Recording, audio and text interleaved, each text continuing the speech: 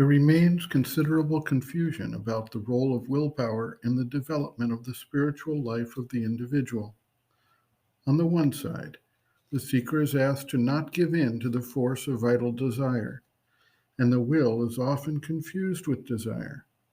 Thus, the idea of acting without desire is also equated with the negation of the use of willpower.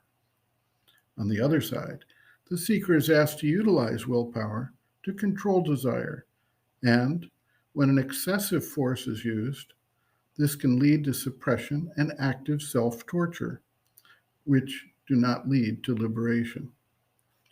The middle ground in the use of willpower is to put it under the control of the psychic being and use it to establish a steady movement forward, while understanding the varying needs of the body, life, and mind to effectuate real change over time without falling for the excesses of either too little or too much attempt to control as the process unfolds. Sri Aurobindo notes, quote, "The will is a part of the consciousness and ought to be in human beings the chief agent in controlling the activities of the nature. If there is a constant use of the will, the rest of the being learns, however slowly, to obey the will, and the actions become in conformity with the will and not with the vital impulses and desire. As for the rest, the feelings and desires, etc. themselves, if they are not indulged in action or imagination and not supported by the will, if they are merely looked at and rejected when they come, then after some struggle, they begin to lose their force and dwindle away. For transformation to be genuine, the difficulty has to be rejected by all the parts.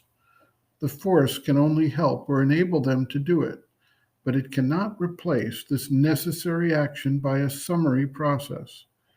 Your mind and inner being must impart their will to the whole.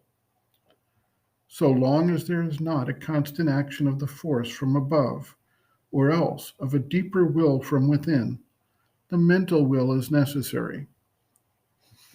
To be conscious is the first step towards overcoming.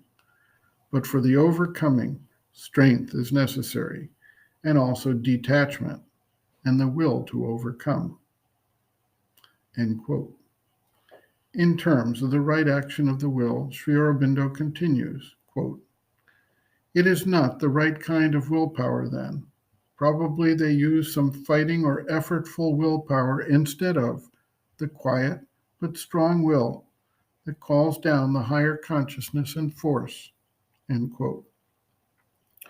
Reference, Sri Aurobindo and the Mother, Living Within, the Yoga Approach to Psychological Health and Growth, General Methods and Principles, Using the Will, pages 7 to 8.